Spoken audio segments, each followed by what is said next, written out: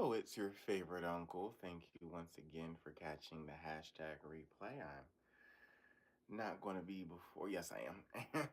And so, y'all, this is Percy Jackson, season 2, episode 7, live action, y'all. Let's jump right into it. Now, as y'all know, I like going character by character instead of scene by scene because it's easier to edit it when I need to. Let's jump right into it, y'all. So, we got Percy. Y'all, Percy was acting a lot like Clarice in this episode again. Like, he had that Clarice spirit on him so heavy. Like the spirit of Clarice just fell upon him so heavy. See, y'all, this is why y'all gotta be very careful on who you have around you and who y'all let be in y'all circle because birds of a feather flock together. He been around Clarice so long, he started acting dumb like her. Although we gonna get to Clarice because she was starting to redeem herself.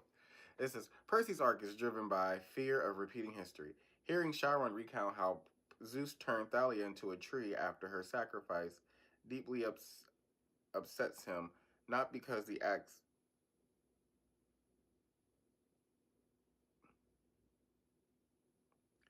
Sorry, y'all. I was reading Thalia. I was reading Annabeth. Sorry. Princess Andromeda, Percy is forced with a moral tactic conflict with Clarice's, highlighting his tendency to prioritize people over plans. Like, Curry.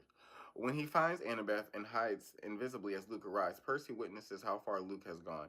Now, acting as Kronos' willing instrument, Kronos attempts to sway Percy directly, framing destiny as unavoidable. But Percy reflects that logic by choosing action. Though stabbed by Luke, Percy survives by the fleece's power and makes a selfless call, sending Clarice to camp with it. Still, his victory is hollow, as his vision of Thalia's destroying Camp Half-Blood suggests the worst choice may still be ahead.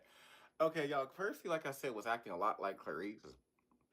He had that Clarice spirit on him, and he was doing a lot of dumb stuff these last 2 episodes. Now, him getting, stabbed was warranted. That didn't need to happen because he was acting dumb, and I needed him to wake up from whatever spirit he had onto him. Now, I do understand his apprehensive of putting that on Thalia because, as he clearly can see, I believe him, and I think Thalia feels the same way as Luke. I feel like that's what that dream is telling us, and I thoroughly agree.